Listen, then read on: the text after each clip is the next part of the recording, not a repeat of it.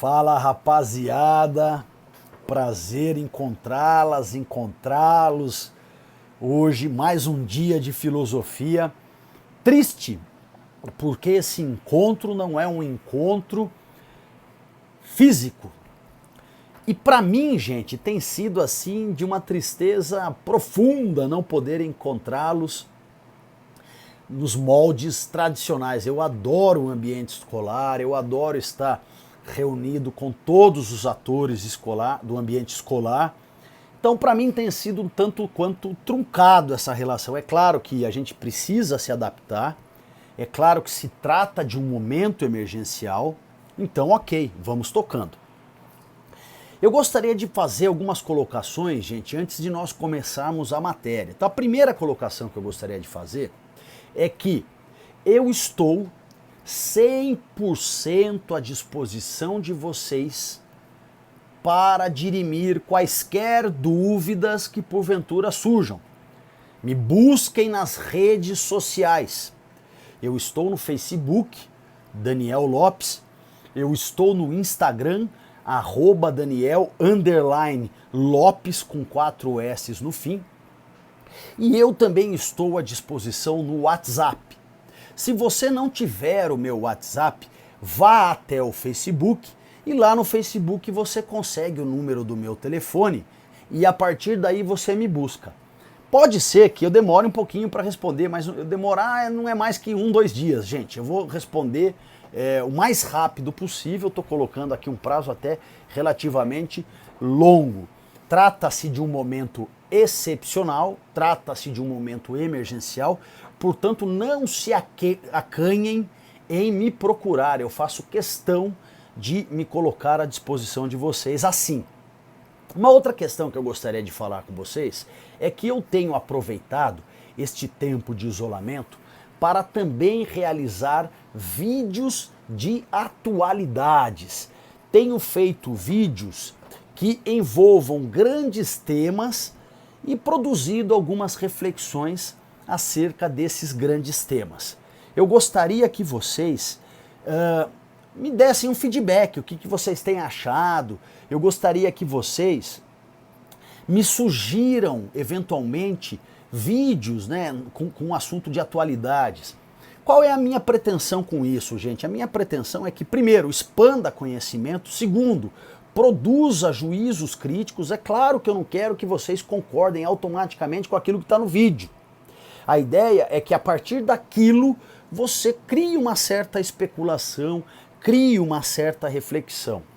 E para quê, gente? Porque se você domina um determinado assunto atual, certamente esse assunto vai pipocar em algum vestibular. Quando você se depara com a questão, fica muito mais fácil de você entender a questão, de você interpretar a questão alternativa ou mesmo segunda fase dissertativa. Terceiro, pode servir como repertório na redação. Portanto, são vídeos curtos, no máximo 10 minutos, 11 minutos, nunca vão passar disso, que vão trabalhar várias ideias, rapidinhas. Então eu espero que esteja sendo útil. A ideia é que também sirva aí como cortesia, tá? Isso não vai ser cobrado em lugar nenhum, em nenhuma avaliação. Serve como uma espécie de presente para representar a saudade que eu estou sentindo de vocês. E, enfim, é um pouco disso. Gente, vamos então começar a aula, não sem antes eu tomar o meu bom e velho cafezinho que deixa a gente atento, cafezinho que deixa a gente no clima de uma boa aula, de uma aula enriquecida, de uma aula que a gente tem certeza que vocês vão sair aí mais bem informados, né? Essa é a nossa meta, esse é o nosso objetivo. Então vamos lá. Saúde. Espero que vocês estejam aí também com um cafezinho, uma aguinha, um refrigerantinho. Esse é o ponto bom da gente ter aula em casa, né, gente? Então, ó, tchim, vou tomar. Eita delícia! Olha só, gente, então vamos começar. A gente segue sempre o curso da história, né? O referencial que o professor usa é o referencial da história.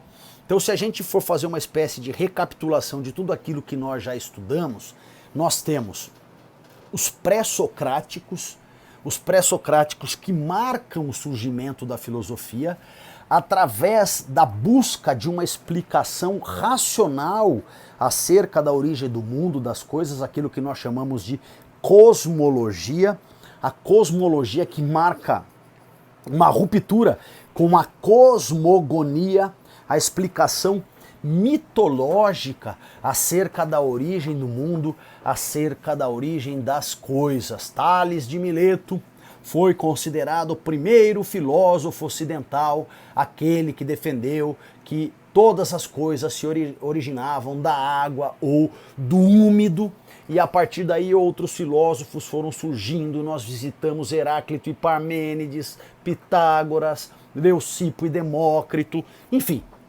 aula de introdução à filosofia pré-socráticos, uma galera que veio antes de Sócrates. Em seguida, nós vimos então a trinca socrática. Nós vimos Sócrates, Platão e Aristóteles. Vimos como os três tratam da busca da verdade. Vimos como os três rivalizavam, sobretudo Sócrates e Platão, rivalizavam com os sofistas, aquela galera que cobrava para ensinar uma técnica de convencimento baseada na persuasão de nome retórica. Enfim, nós vimos todos esses assuntos e agora, gente, nós desembocaremos no último momento da filosofia antiga. Este último momento da filosofia antiga recebe exatamente o mesmo nome que lá na história. É o chamado período helenístico.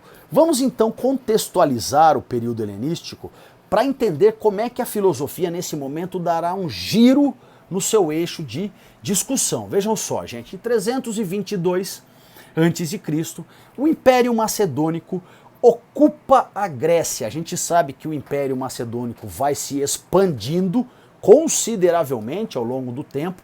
Esta expansão do Império Macedônico durante o período helenístico vai produzir como principal característica o intercâmbio cultural. Como o Império atinge lugares muito distantes, pessoas de lá vão circular para cá, pessoas de cá vão circular para lá. Isto produz um intercâmbio cultural que é a grande marca desse período.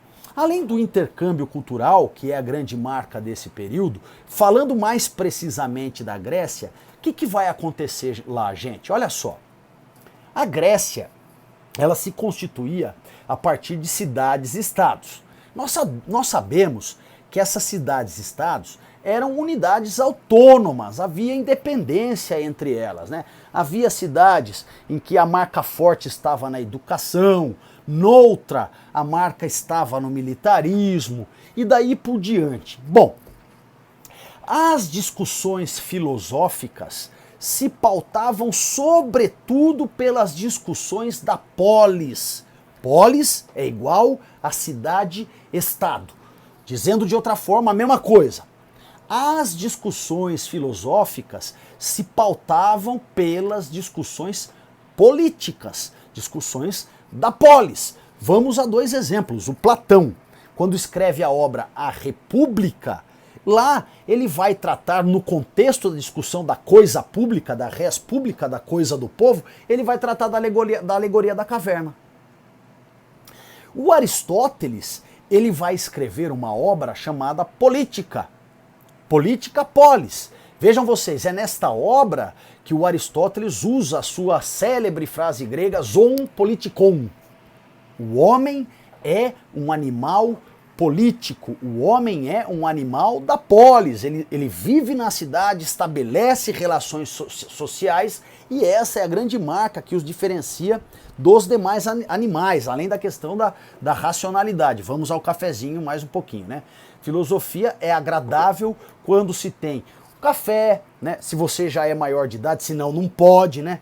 Um vinhozinho, um salaminho, um queijinho no azeite. Aliás, gente, fica aí como sugestão, eu tenho feito esta campanha, aula após aula, né, que nós sensibilizemos os nossos comandantes. Que tal se no ambiente escolar, se na sala de aula, nós tivéssemos um freezer com uma variedade de sucos, de refrigerantes? Que tal se nós tivéssemos uma pequena churrasqueira de canto, pode ser abafo para não dar problema na sala de fumaça? Enfim, para que a gente crie até, podemos pensar em criar uma tubulação, qualquer coisa assim, criar uma infra para garantir boas aulas regadas a bons churrascos, a um bom suquinho, a um cafezinho. Vamos ao cafezinho. A questão era essa, estou fugindo aqui do assunto. Café, filosofia. Vamos lá. Muito bem. Então vejam vocês. Platão, Aristóteles discutem suas filosofias no bojo da discussão da polis, no contexto da discussão política. Se eu não tenho mais autonomia das cidades-estados, se a partir de agora o Império Macedônico toma conta de tudo, tá aqui a cartilha, eu não posso mais filosofar no contexto da cidade.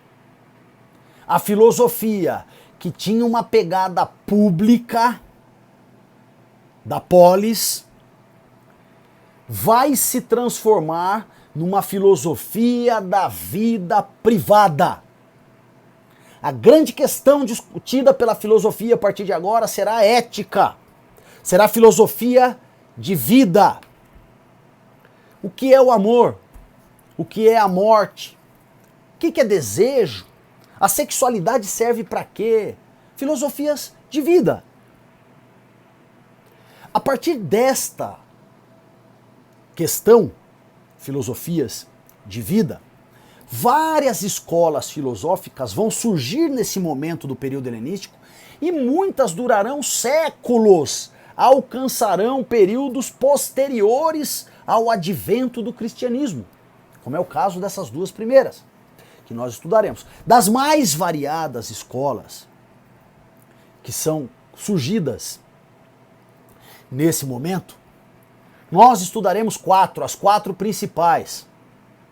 Gente, esta aula, eu quero deixar isso marcado com vocês, em geral, não consta nas apostilas que porventura vocês utilizem. Podem procurar. É uma informação que eu estou generalizando. É óbvio que há exceções. De repente houve um encarte, uma atualização, o vídeo não coincidiu com essa atualização. Pode acontecer? Claro que pode. Mas, em geral, esta aula não consta dos materiais das grandes redes de ensino do Brasil. Por quê? Porque por muitos anos, período helenístico, no sentido da filosofia, o que nós vamos ver aqui agora, não caiu. Ocorre que, de uns anos para cá, de forma insistente, o Enem vem pedindo período helenístico. Portanto, faz-se necessário que nós, professores, trabalhemos esse assunto com vocês.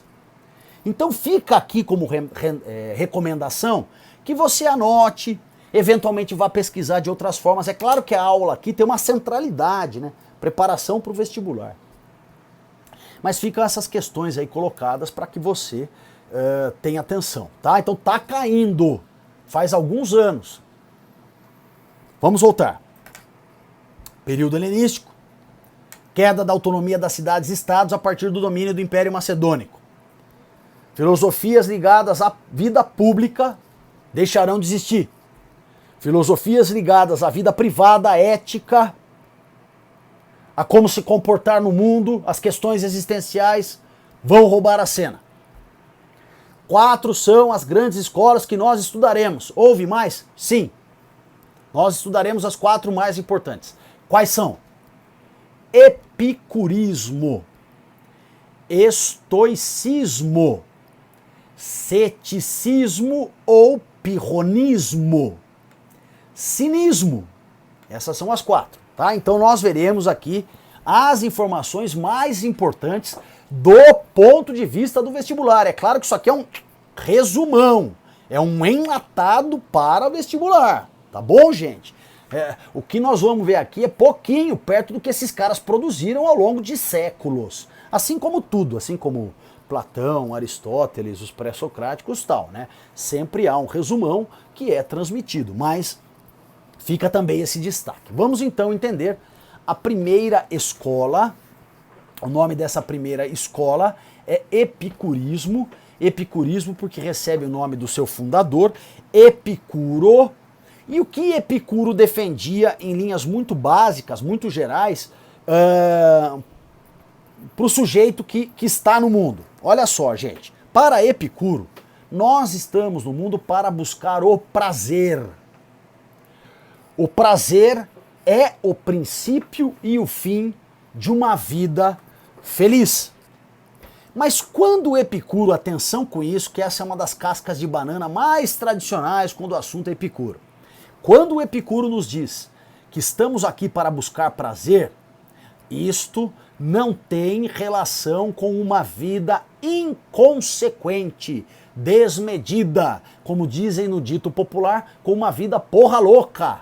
Não é nesse sentido que Epicuro está dizendo. Muito pelo contrário, ele inclusive defende que a gente precisa de bom senso, que a gente precisa de razoabilidade quando formos buscar prazer. A palavra-chave que Epicuro usa, que inclusive já caiu no Enem, hein? A palavra-chave que o Epicuro usa é temperança. Você deve buscar o prazer, mas esse prazer precisa ser comedido, razoável, com bom senso, com temperança. Essa é a primeira informação que você tem que guardar. A segunda informação diz respeito aos desejos, segundo Epicuro. Se você busca prazer, você é um ser desejante. Segundo Epicuro, há 3 tipos de desejos. Há os desejos úteis e necessários. Atenção aqui, gente. Isso aqui também já caiu no Enem. Os desejos. Os desejos úteis e necessários são aqueles desejos que precisam ser realizados para garantir a tua sobrevivência. São desejos que, se não realizados, podem te levar à morte. Por exemplo, a nutrição. Você precisa se alimentar. Se você não se alimentar, você vai morrer com o tempo. Portanto, é um desejo útil e necessário, é central para a sua sobrevivência. Agora veja você, se você come demais, aproveitando o exemplo da nutrição, isso vai te dar pressão alta, obesidade. Portanto, o desejo útil e necessário é um desejo que, se realizado, alcança prazer, mas com temperança, com razoabilidade, com bom senso. Lembre-se sempre, a palavra-chave é temperança. Segundo desejo, desejos úteis e não necessários. Quais são os desejos não necessários?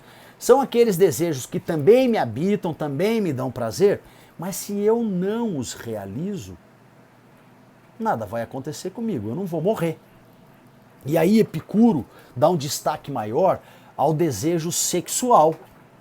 O desejo sexual, gente, é aquele que nos habita. Agora, se eu ficar sem fazer sexo, eu não vou morrer disso. Agora, se o sexo vira uma compulsão na minha vida, isso transgride um contexto de prazer para alcançar um contexto de patologia. Portanto, fere o quê? Fere a temperança.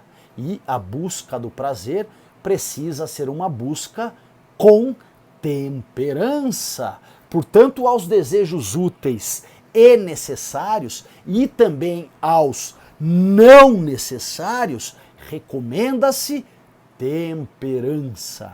Mas Epicuro fala de um terceiro tipo de desejo, que são os desejos voluptuosos. Os desejos voluptuosos, gente, são aqueles ligados à vontade que você tem de esganar, de se vingar, você fica irado, você tem raiva, né? São os desejos que o Epicuro condena, são esses que desestabilizam, que nos tiram do controle, que fazem acender na gente emoções não muito agradáveis, que desequilibram a gente.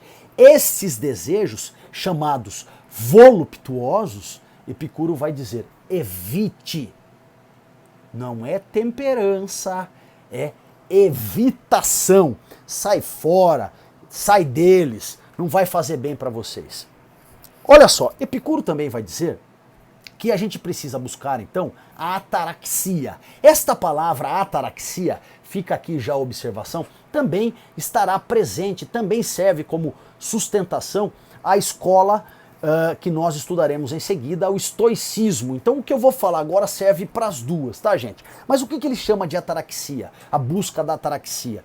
É essa tranquilidade da alma, é um estado de imperturbabilidade, é um estado mais de boa, mais zen. Se a gente precisa buscar isso no mundo, um melhor equilíbrio, enfim, ele chama isso de ataraxia. Repare então, gente, que a administração do prazer é uma administração racional, né? Envolve a temperança, o bom senso, envolve a busca da ataraxia e tudo isso é racional, não é emoção, é racional. A segunda escola que nós estudaremos, ela surgiu em meio aos pórticos, ali na beira-mar. Pórtico em grego é stoa. Stoa, surge a palavra então estoicismo. Esta galera que se reunia nos pórticos e que estavam ali discutindo filosofias de vida, filosofias da vida privada. Vejam só, gente, o fundador do estoicismo é Zenão. Eventualmente, no seu vestibular, pode cair como Zenon. A questão é que o fonema on, na língua portuguesa ele não existe. Toda palavra que termina com on vira ão. Portanto, Zenão, mas se cair Zenon, você sabe que é o mesmo cara. Bom, gente, para os estoicos, o melhor caminho para você atingir a felicidade é um caminho que envolve a razão. A razão vai te levar à felicidade. Esta é a primeira informação que você precisa conhecer. A segunda informação que você precisa conhecer é o amor fati. Amor fati. A tradução mais próxima de fati que a gente tem, gente, é destino. Os estoicos acreditavam que a nossa vida já estava predestinada, já estava escrita. Portanto, amar o seu destino era bastante importante para uma boa vida, para um caminho racional rumo à felicidade. Veja, não adianta então você se revoltar frente às intempéries da vida. Muitas vezes as coisas vão acontecer e vão judiar de você. Você perde um ente querido, você perde um animal de estimação que você ama de paixão. Dentro de uma perspectiva estoica, isso já ia acontecer. Portanto, o que há? Qual a razão, qual o benefício em se revoltar com isso? Daí a ideia de amar o seu destino. Aceite as coisas que acontecem na sua vida. E ao aceitá-las, a razão vai conseguir trilhar um caminho rumo à felicidade. Agora, se você se afeta, se você se afoba com essas coisas todas, se você se desestabiliza emocionalmente, a razão se dilui. E, portanto, a felicidade fica mais difícil de ser alcançada. Continuando, então, a terceira escola filosófica que vocês têm que conhecer recebeu o nome de pirronismo ou ceticismo. Quero aqui destacar que já caiu também no Enem uma questão sobre ceticismo ou pirronismo. Os dois nomes estão corretos para essa escola. Pirronismo vem de Pirro.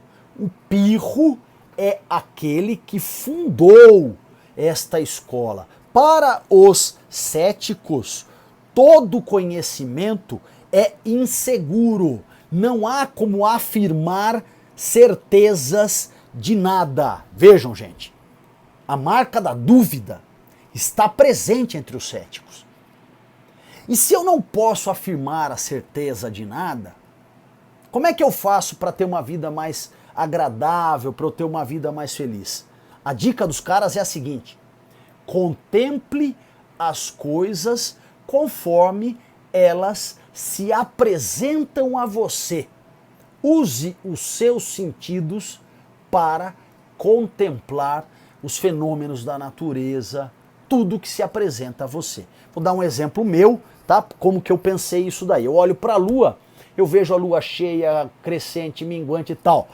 Eu não sei se a lua é um bexigão que enche e desincha. Eu posso até me equivocar a partir dos meus sentidos achando que sim. No entanto, a dica é, puta, quando ela tá lua cheia, ela tá linda. Quando ela tá minguante, quando tá crescente, quando tá, enfim, nos seus mais variados movimentos, ela está sempre bela, ela sempre produz uma experiência estética. E é isto que eu devo apreciar, é isto que eu devo celebrar, ainda que eu não possa afirmar nada, ainda que eu não possa ter certeza de absolutamente nada, tá? Quarto minguante, quarto crescente, lua nova, lua cheia. Lembrei as 4 fases da lua para você, pamonha, que achou que eu ia esquecer, que eu ia deixar passar. Chupa essa manga. Então olha só, agora indo para a 4ª escola filosófica que nós trataremos, que recebeu o nome de cinismo. Os cínicos, não é? O fundador desta escola era Antístenes. Mas o cara que ficou mais conhecido desta escola foi Diógenes. A grande marca desta escola, gente, era que eles questionavam todos os valores, todas as convenções sociais, tudo aquilo que era moralmente aceito, tudo aquilo que era moralmente condenado, todas essas tradições, todas essas questões, todas essas convenções sociais eram motivo de enfrentamento para esses caras, de ridicularização, de desmonte, de denúncia, de crítica social. Portanto, eles tinham uma vida muito alternativa àquilo que se esperava na época, né? Vou citar aqui alguns exemplos de Diógenes para a gente poder entender como é que isso funcionava. A primeira questão é que segundo dizem, Diógenes morava dentro de um barril. Vejam vocês, dentro de um barril. E aí contam uma história, que um belo dia Alexandre Magno estava andando e viu o Diógenes com metade do corpo para fora do barril deitadão, né? E aquela questão, né? Alexandre Magno, imperador, fodão, pá. Alexandre Magno vai então em direção a Diógenes e diz o seguinte: Diógenes, sou eu, o imperador Alexandre Magno. O que eu posso fazer por você aí? Aí o Diógenes olha para ele e fala assim: sai da frente que você está fazendo sombra, está atrapalhando meu banho de sol. Quer dizer, dane-se quem é o Alexandre Magno, né? Para ele aquilo não faz diferença alguma. Contam também uma história de que um dia estava uma reunião lá dos filósofos e o Platão faz um comentário que o homem é um animal sem pelos e bípede. É um animal pelado e bípede. Diógenes ouve aquilo, sai correndo, pega uma galinha, tira todas as penas, vai no meio da reunião e fala: achei, eis aqui o homem de Platão, e joga a galinha no meio da galera, só para ridicularizar o funk ostentação que o Platão vinha fazendo. Vejam só, gente, há relatos de que os cínicos andavam nus pelas ruas. Há relatos de que eles faziam xixi, cocô em público. Há relatos que eles, inclusive, transavam, se masturbavam em público. Eram assim pessoas absolutamente descomprometidas com esses valores, com esses pudores. Não, toca a vida, toca assim. E as coisas se davam dessa forma. Gente, em linhas muito gerais, este é o chamado período helenístico. Vimos que ele começa aqui para aquilo que nos interessa, né? Com a ocupação da Grécia pelo Império Macedônico, que acaba por produzir um giro no eixo de discussão filosófica. A vida pública cede espaço para a vida privada, tem grande intercâmbio cultural. 4 são as grandes escolas: epicurismo, estoicismo, cinismo, esta última que nós vimos agora, e ceticismo ou pirronismo. Reforço que o período helenístico tem caído no Enem com muita frequência, portanto é claro que você precisa conhecer, precisa dominar o assunto. Tá bom, gente? Aguardo o contato de vocês, caso tenha alguma dúvida, aguardo, enfim, qualquer informação, estou super à disposição. Beijo grande, vamos em frente, é nós contra o corona. Valeu, gente!